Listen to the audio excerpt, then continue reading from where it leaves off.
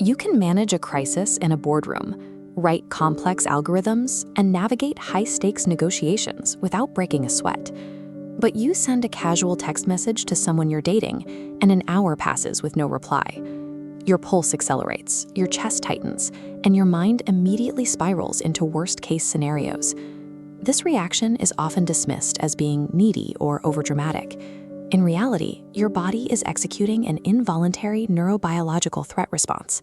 When that text goes unanswered, your nervous system behaves exactly as it was trained to. Infant survival depends entirely on the proximity of a caregiver.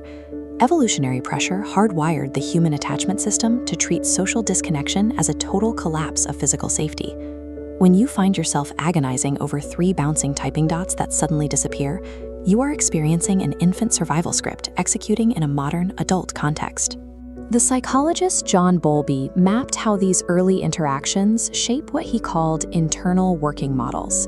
Depending on whether our early caregivers were consistently present, unpredictably available, or entirely dismissive, we develop a predictive algorithm for how the people we love will behave.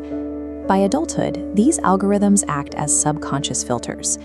When an ambiguous input enters the system, like a partner needing a quiet night, one filter processes it as a benign request for rest. Another filter processes the exact same input as evidence of impending rejection.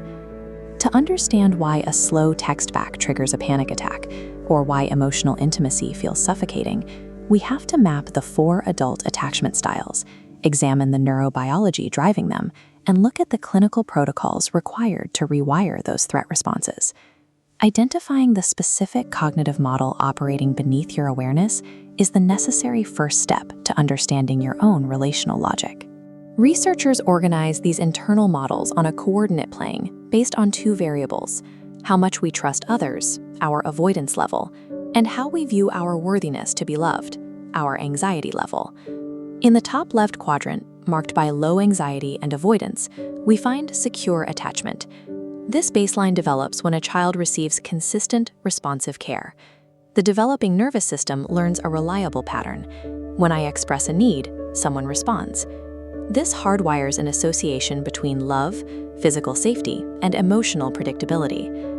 This research paper on working models of attachment illustrates this. Secure individuals are comfortable with closeness and view others as trustworthy.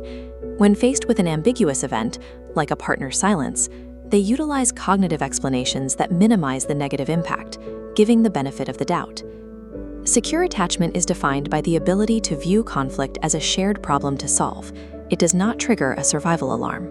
Dropping into the bottom left quadrant, high anxiety but low avoidance, we find the Anxious-Preoccupied style. This pattern emerges from inconsistent early caregiving. A parent might be warm and present one day, but distracted or unavailable the next. The child learns that connection is possible, but highly unpredictable. To keep the caregiver close, the child learns to monitor their mood constantly and protest loudly when attention fades. In adult dating, this translates to extreme hypervigilance.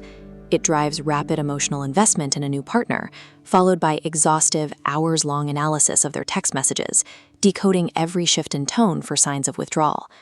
This is a documented neurobiological state called hyperactivation. When connection feels threatened, the brain's amygdala fires rapidly, flooding the body with cortisol, while the prefrontal cortex, the logical processing center, goes dark. The nervous system of an anxious attacher processes a partner's withdrawal as an active threat to their survival, overriding any rational understanding that the partner may simply be busy. Moving to the top right quadrant, low anxiety but high avoidance, we find the Dismissive-Avoidant style.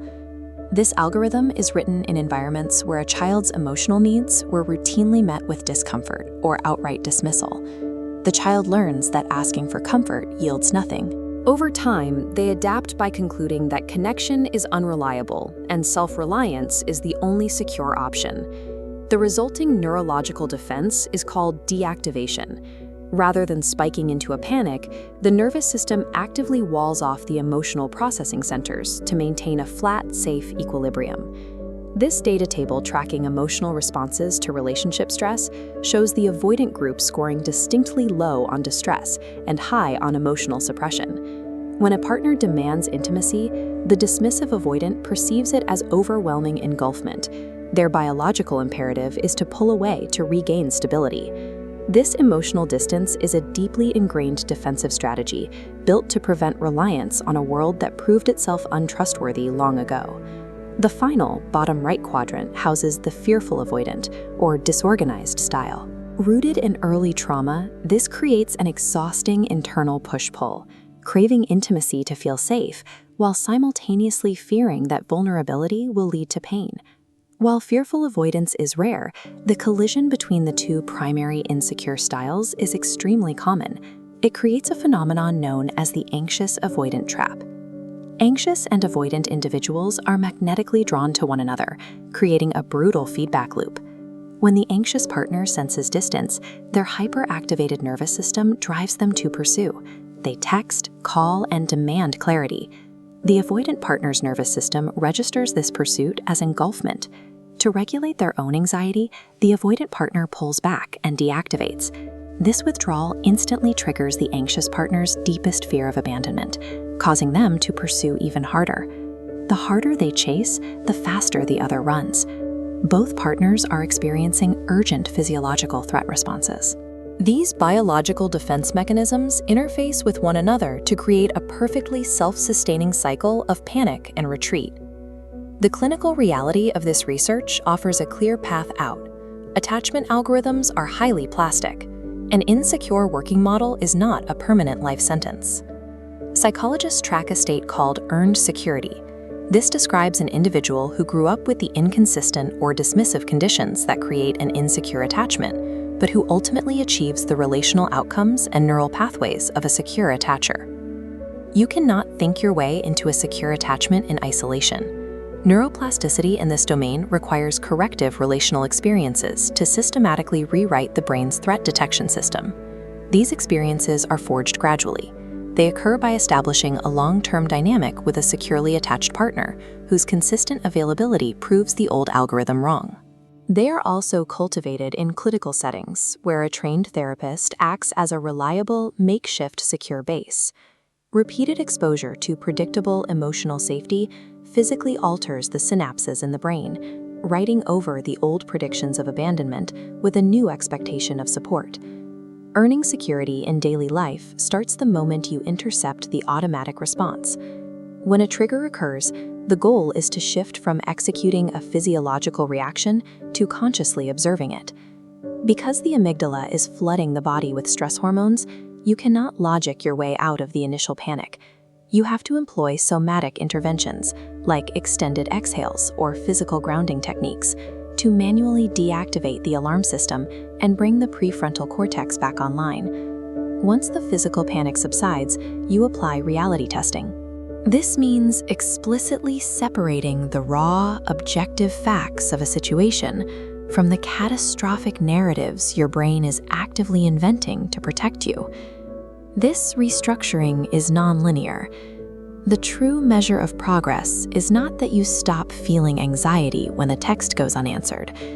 The measure of progress is how quickly your nervous system can recognize the false alarm and return to a stable baseline.